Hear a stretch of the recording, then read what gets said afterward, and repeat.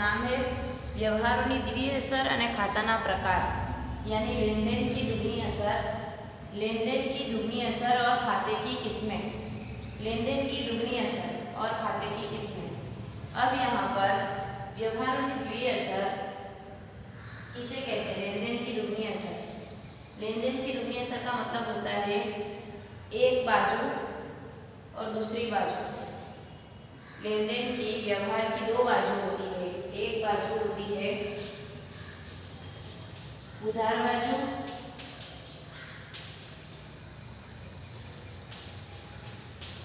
और दूसरी बाजू होती है जमा बाजू। हम किसी भी कारोबार में, कोई भी कारोबार में, चाहे वो व्यापारी संस्था हो, कारोबारी संस्था हो कि गैर कारोबारी संस्था हो, कारोबारी तंजीम हो या गैर कारोबारी तंजीम हो, दो असर होती है, एक उधार असर होती है और एक जमा असर होती है। दोनों उधार और दोनों जमा असर कभी भी होती नहीं है। अब अगर किसी के पास से हमने माल खरीदा है, पिछले चैप्टर में जैसे मैंने आपको बताया था, हमने किसी भी इंसान के पास से या कोई कंपनी के पास से, दुकान के पास से अगर हमने माल खरीदा है, तो जब हम माल खरीदते हैं तो जब हम माल खरीदते हैं तो हमारे पास से पैसा जाता है, हमारे पास से पैसा जाता है तो नकद जमा होगी। जो चीज़ हमारे पास से जाती है वो जमा होती है और जो आती है वो उधार होती है। जो चीज़ आएगी वो उधार होगी और जो जाएगी वो जमा हो जाएगी। तो हम जब माल खरीदते हैं तो हमारे पास से नकद जाती है, नकद जाती है तो नकद जमा होगी, माल आएगा तो माल उधार होगा। अगर हम किसी को माल बेचते हैं, या फर्नीचर बेचते हैं या तो फिर कारोबार की कोई भी मशीन बेचते हैं, कुछ भी अगर हम माल कोई भी चीज़ बेच रहे हैं तो हमारे पास नकद आएगी।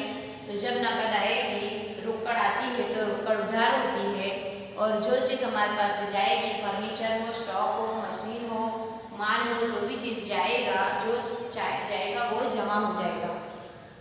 तो इस तरह व्यवहार की दुगनी असर होती है। हमने किसी के पास से लोन ली हुई है तो लोन हमारी उधार होगी और जिसके पास से पैसा लिया है उसका खाता हमको जमा करना पड़ेगा। उसके पास से पैसा गया है उसका खाता हम जमा करेंगे और लोन का खाता उधार करना पड़ेगा। इसी तरह धंधे में हर एक लेन देन की, हर एक कारोबार में हर एक लेन देन की दुगनी असर होती है।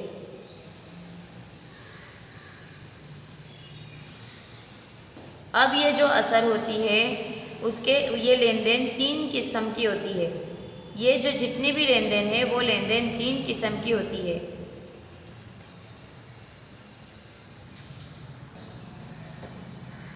तो कारोबारी लेन देन जो कहा जाता है वो कारोबारी लेन देन किसी दो या दो से ज़्यादा इंसान के बीच में होने वाली लेन देन होती है।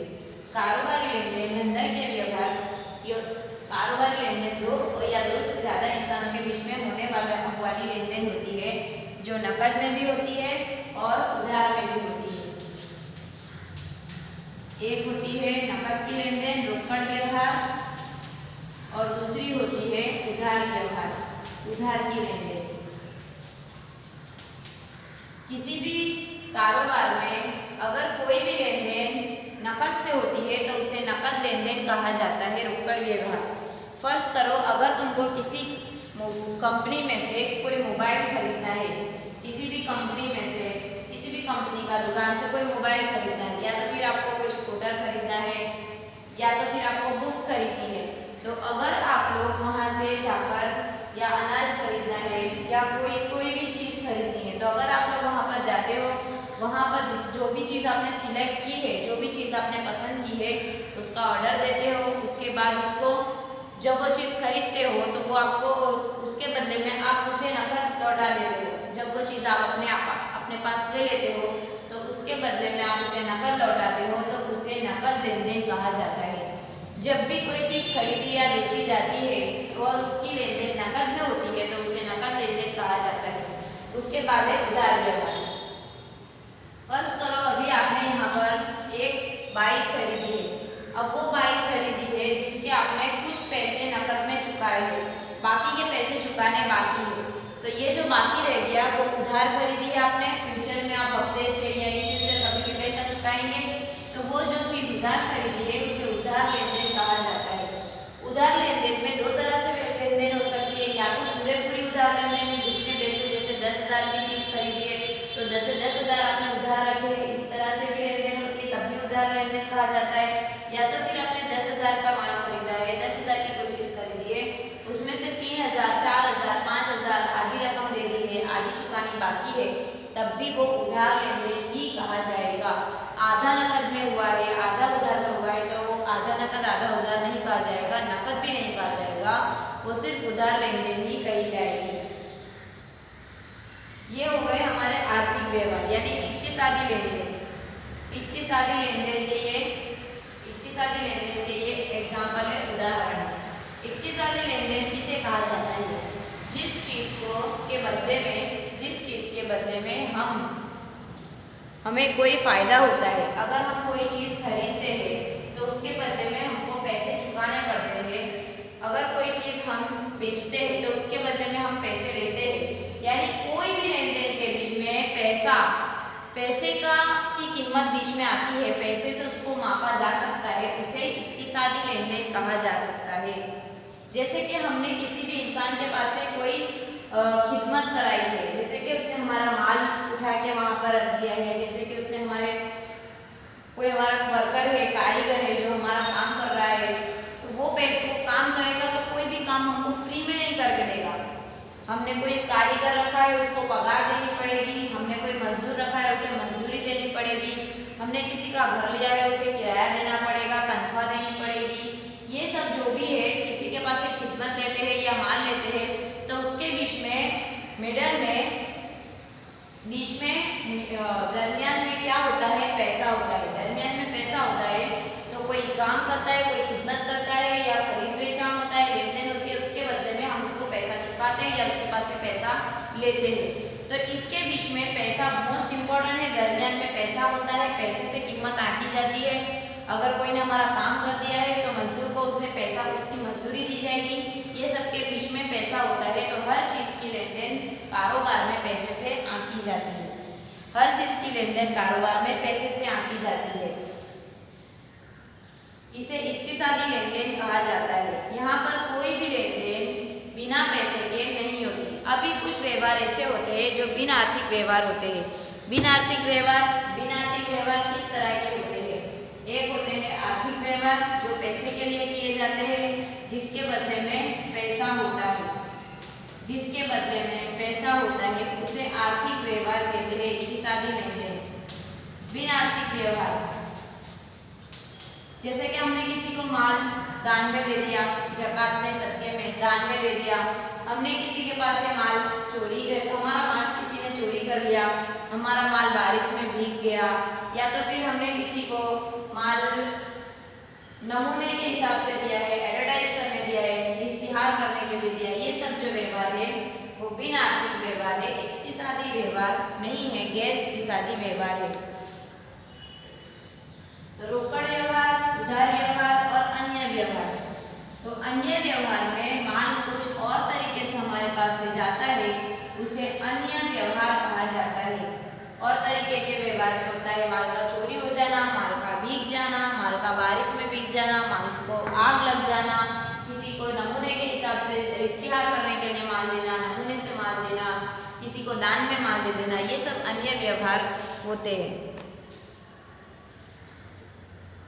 अभी इसके बाद है वाउचर। यहाँ पर है वाउचर।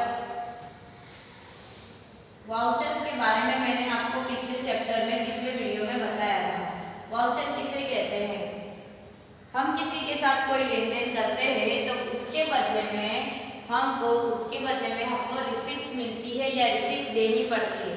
अगर हमने किसी को पगार दी है, तनख्वाह दी है, तो तनख्वाह की स्लिप देते हैं हम लोग। किराया है तो किराए की स्लिप देते हैं हम लोग। मजदूरी है तो मजदूरी हम लोग लिख कर भी दे सकते हैं स्लिप में। हमने किसी के पास से माल खरीदा है, वहाँ से हमको रिसिप्ट मिलती है। अगर हम लाइट बिल भरते हैं, वहाँ से हमको रिसिप्ट मिलती है। और कहीं से कपड़ा खरीदा है तो वहाँ से वो हमको बिल देता है। तो ये जो बिल होता है उसके ऊपर सब लिखा हुआ होता है, पूरी डिटेल, जैसे कि डेट कौन सी है, कौन से टाइप का मटेरियल है, कितने रुपये का लिया है, कितनी क्वांटिटी है, कितने मीटर लिया है, शूज़ लिए हैं तो कितने जोड़ी शूज़ लिए हैं, कितने पैर लिए हैं शूज़ के, और ये सब तरह की जो डिटेल्स होती है, उसकी प्राइस क्या है, उसका टोटल कितना है, उसने कैश में पेमेंट किया है या तो फिर उधार किया है, ये सब तरह की जो भी डिटेल होती है वो वाउचर में रिसिप्ट में लिखी हुई होती है, तो उस रसीद को वाउचर कहा जाता है। खाते की 2 किस्में होती है, खाते की 2 किस्में होती है। अब यहाँ पर वाउचर खत्म हुआ, हम खाते की किस्मों के बारे में सीखेंगे। नंबर 3, खाते की किस्में। खाते की 2 किस्में होती है, व्यक्तिगत खाता, बिन व्यक्तिगत खाता।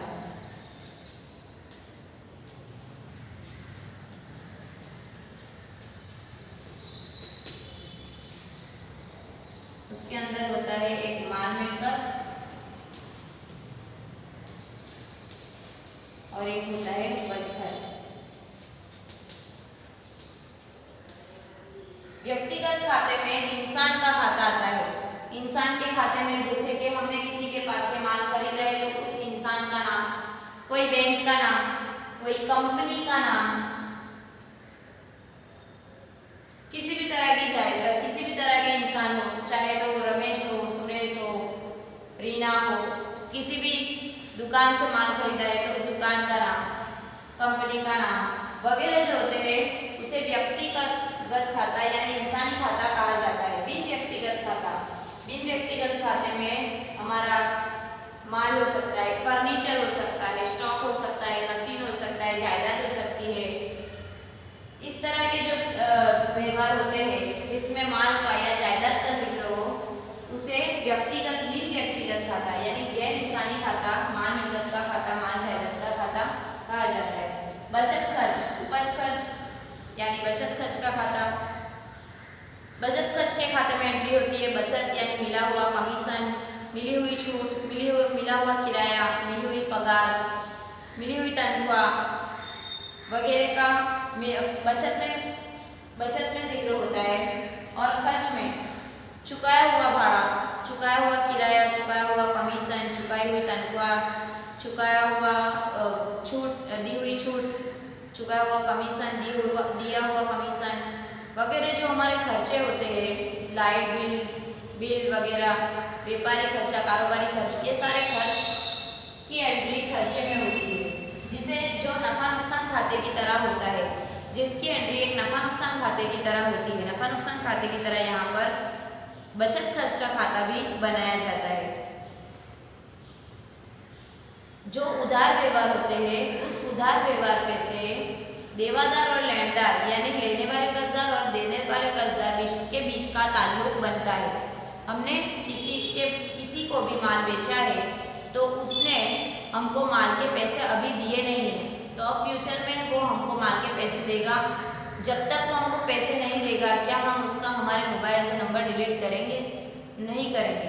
जब तक हमारे पास उसका पैसा नहीं आ जाता हम उसका एड्रेस भी हम जानेंगे। जब हमने किसी को उधार माल दिया है, उसकी दुकान कहाँ है, उसके बारे में डिटेल जानेंगे, उसका नंबर लेंगे, एड्रेस लेंगे। जब तक पैसा नहीं आता क्या हम उसका एड्रेस, उसका नंबर सब डिलीट करेंगे? नहीं करेंगे, क्योंकि हमको उसके पास से पैसा निकलवाना है। तो इसलिए जब किसी के बीच में उधार व्यवहार होता है, उधार लेन देन होती है, तो दो इंसान, लेने वाले कर्जदार और देने वाले कर्जदार, दोनों के बीच में ताल्लुक बनता है। अब यहाँ पर मैं 2 दाखले करके बताऊंगी स्वाध्याय के, जिसकी एंट्री कौन सी जगह पर होगी वो आपको ध्यान देना है। एक उधार एंट्री होगी और दूसरी एंट्री होगी जमा एंट्री। तो हम कौन सी एंट्री उधार करेंगे और कौन सी एंट्री जमा करेंगे वो आपको यहाँ पर सीखते जाना है। तो अब हम यहाँ पर एक दाखला करेंगे।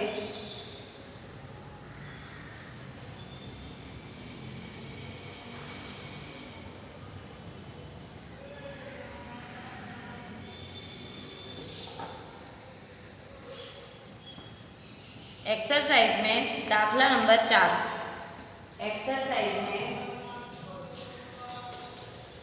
दाखला नंबर 4 इस तरह की एंट्री करेंगे। एक एंट्री उधार तरफ होगी और दूसरी एंट्री हम लोग जमा तरफ करेंगे। ठीक है, अब यहाँ पर पहली एंट्री है 50,000 रोकड़ा लावी धंधो शुरू करियो। 50,000 नकद में लाके धंधा शुरू किया। तो यहाँ पर इस तरह की एंट्री होगी।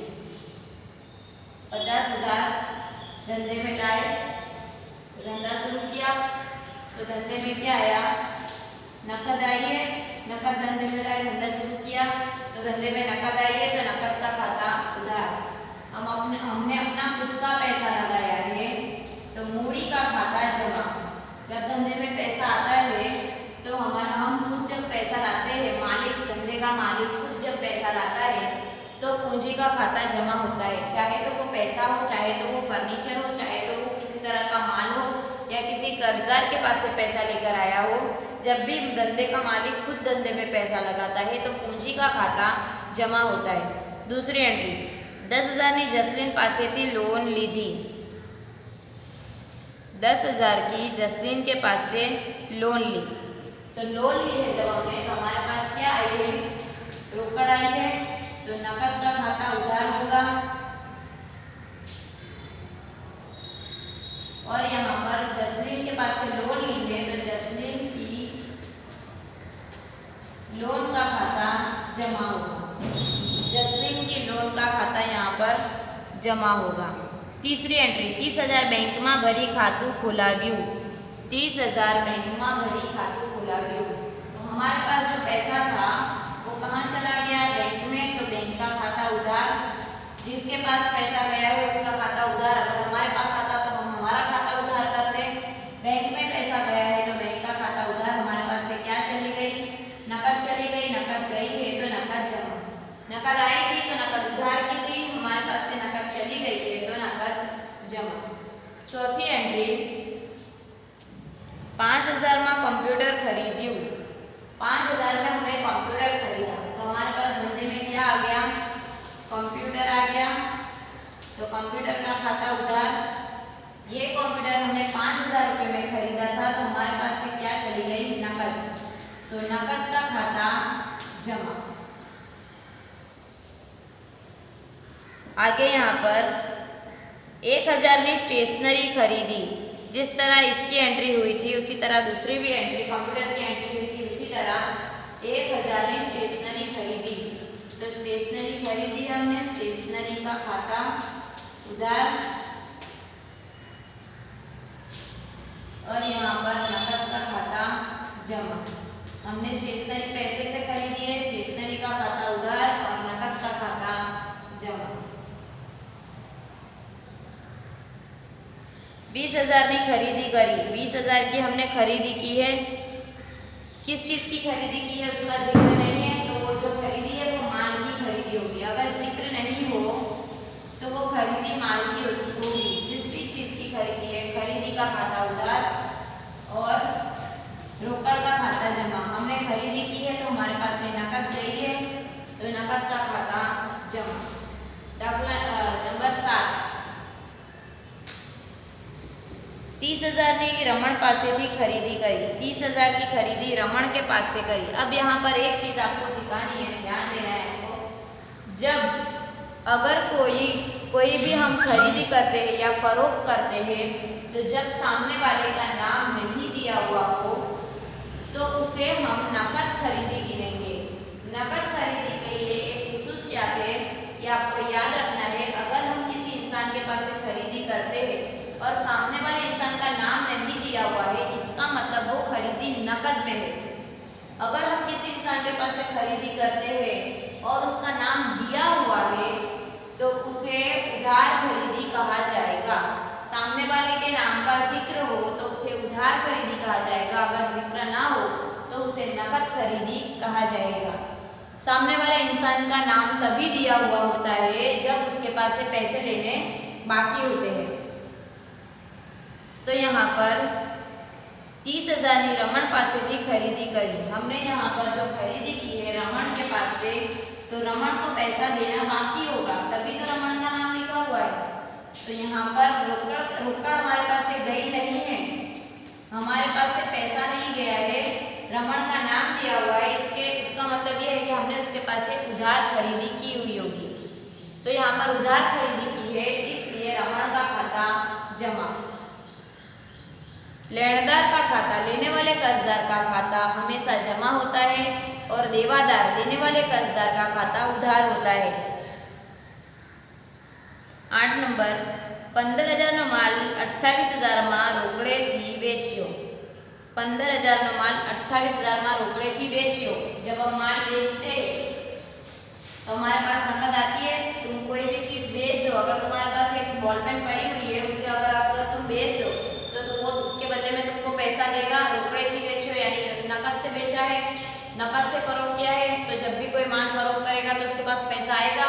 तो यहाँ पर नकद का खाता उधार, रोकड़ खाते उधार, जो चीज हमारे पास से गई है उसका खाता जमा, बेचाण का खाता जमा। जिस तरह खरीदी का खाता यहाँ पर उधार होता है, उसी तरह फरोख्त का खाता जमा होता है।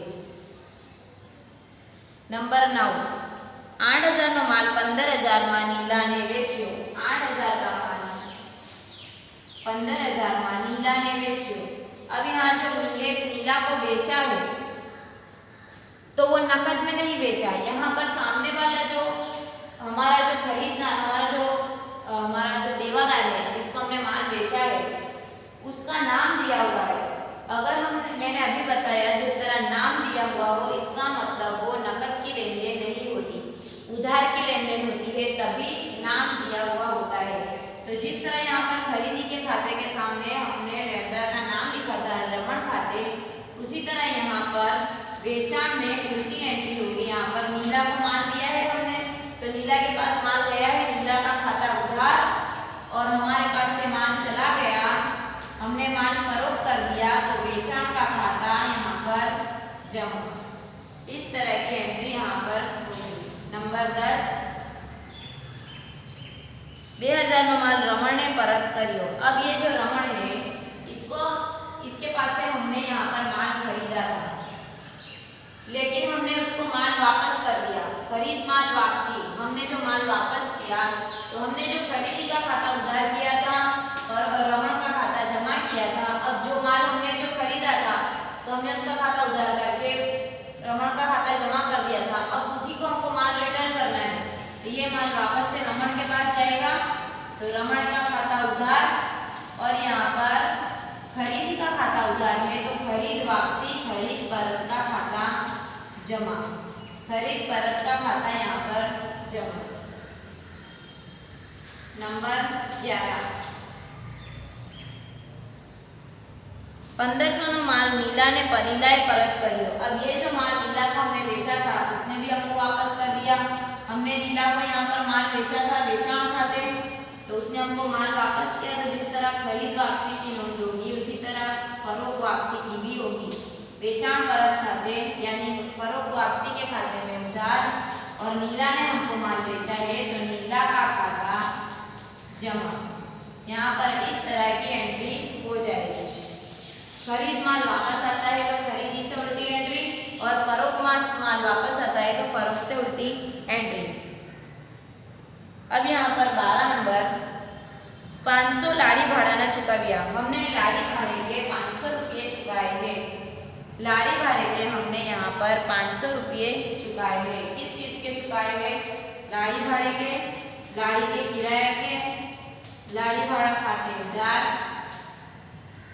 तो हमारे पास क्या गई है? नकद गई है, तो रोकड़ का खाता यहाँ पर जमा। नंबर 13 200 નો माल आग थी नाश पाम्यो। हमारा 200 रुपये का माल आग से जल गया। 200 रुपये का माल हमारा आग से जल गया है।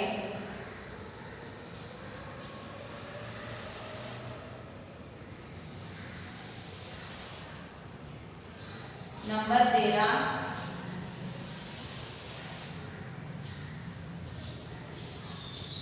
उधार, और यहाँ पर जमा।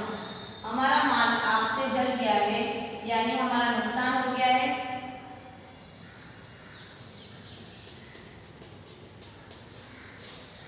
आपसे हुआ नुकसान उधार होगा। हमारा जब भी नुकसान होता है तो नुकसान उधार बाजू का लिखा जाता है, चाहे तो वो आपसे नुकसान हुआ हो, चोरी से नुकसान हुआ हो, या तो फिर माल को हमने किसी को नमूने से दिया हो, जाहिरात इश्तिहार के लिए दिया हो, किसी को दान में दिया हो, तो ये सबसे हमको पैसा नहीं मिलेगा। ये जो माल गया वो चला गया। तो इस तरह का कभी भी हमको जो नुकसान होता है आग से या बरसात में, बारिश में वगैरह में, किसी भी तरह से जब नुकसान होता है तो वहाँ पर हमारा नुकसान जब भी होगा वो खाता उधार होगा। और उसके सामने खरीदी का खाता जमा होता है। उसके सामने खरीदी का खाता जमा होता है। माल कोई और तरीके से जाता है तो उसके सामने खरीदी का खाता जमा होता है। नंबर 14, 5000 कमीशन ना मड़िया। कमीशन के पैसे हमको मिले हैं, रोकड़ खाते उधार और कमीशन का खाता जमा। हमको कमीशन के पैसे मिले हैं तो रोकड़ का खाता उधार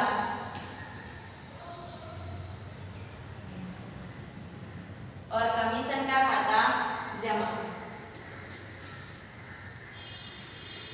अब यहाँ पर 2000 पगार चुकाइयो, 2000 पगार के चुकाए तो पगार का खाता उधार